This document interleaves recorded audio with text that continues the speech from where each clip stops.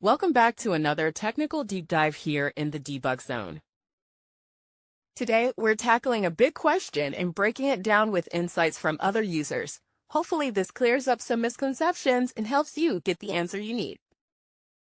So, buckle up, stay a little curious, and let's jump right in.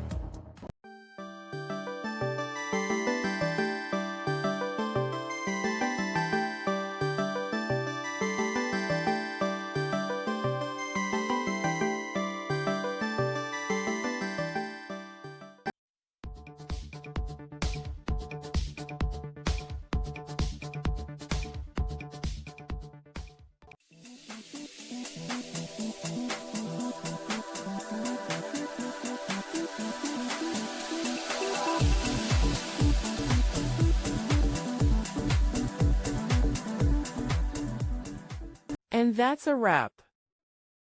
I hope you found the answer you were looking for. If you did, take a second to hit that subscribe button. It really helps out.